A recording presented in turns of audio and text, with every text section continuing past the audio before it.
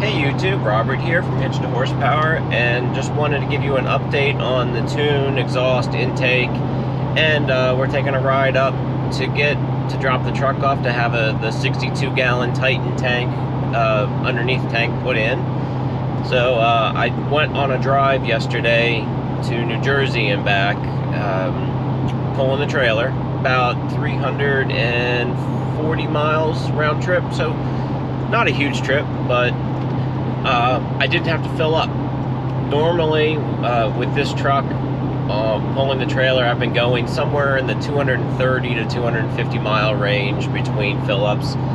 And I got home yesterday at 330, 340 miles, something like that. And my low fuel light wasn't even on yet. So, obviously, the tune has definitely helped. The tune, the exhaust, the intake, has helped the fuel economy quite a bit. Next step is probably clean the EGR, just get in there and scrub that all the pipes out, get all that gunk. Because I think the guy that had this before me, he drove it into town. He didn't really do much highway driving, so I think that stuff kind of got clogged up. I mean, the EGRs get clogged up anyway because they are got to be one of the stupidest things that have ever been invented. You know, let's take this waste gas and shove it back into the engine. That's what makes things run better. Other than that, I am currently doing 74 miles an hour, and it is definitely louder than I would prefer, but it's not really droney. It's not bad. I still hear just as much wind noise from this truck and these little side thingies than you hear the exhaust. You can. I'm assuming the microphone is picking it up. You can hear the exhaust, but it's not bad.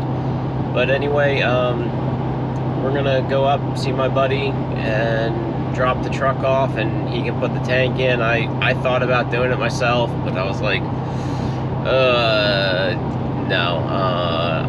I want him to do it. He knows what he's doing. I only sort of know what I'm doing, and but yeah, I'll show you the tank in a few minutes. So there it is. That is a big tank. Supposedly it's gonna fit, but we'll see. There's 62 gallons. And well, I'm gonna like it. It's gonna be nice. It's kind of, but we'll see how it fits. The tank is in. $220 to fill it up for the first time. The shop filled it up so that they could check it for leaks and things like that. Titan Tanks was very insistent on that in the paperwork, that everything get inspected after it's filled, mainly so that there's no cracks to let water into the tank. Well, obviously you don't want diesel leaking either, but that was their big thing. But yeah, let's hop under here and take a look real quick. It is very, very long. You can see it doesn't sit much lower. I believe S&B makes a 62-gallon tank also, but it sits 5 inches. There we go, 5 inches below the stock tank location.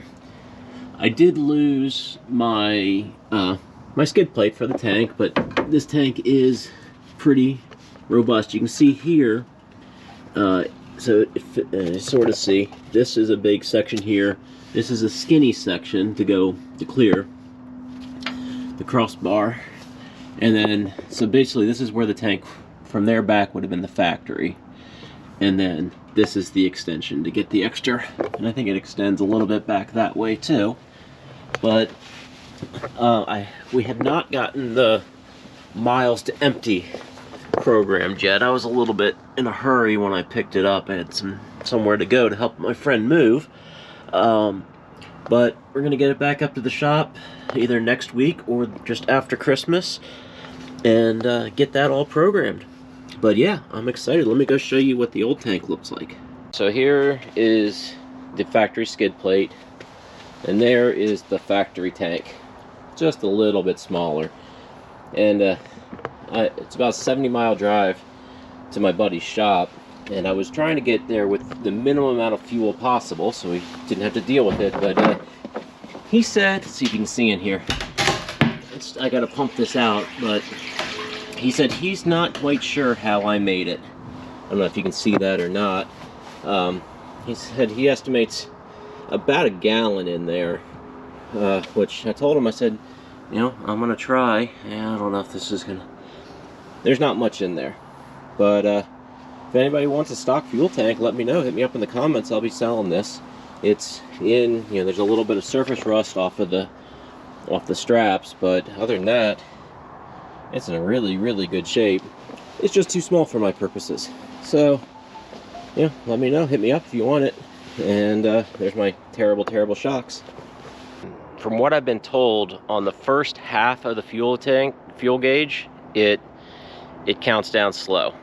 And then the second half sort of goes a lot faster, the way these tanks are designed. My buddy said that he should be able to program that a little bit different. You know, we'll run it a little bit, see how it goes, and we'll just go from there and see how it does. I've driven about 130 miles, and it's still pretty much at the top of the gauge. So I'm gonna keep an eye on that trip odometer and then fill up. And if I'm going someplace, I'm actually gonna carry a 5-gallon diesel tank with a can in the back seat in the bed, just to be on the safe side. But I will keep you updated on it, and everyone have a Merry Christmas, Happy Hanukkah. We'll probably get at least a couple videos out before the new year, or at least one more.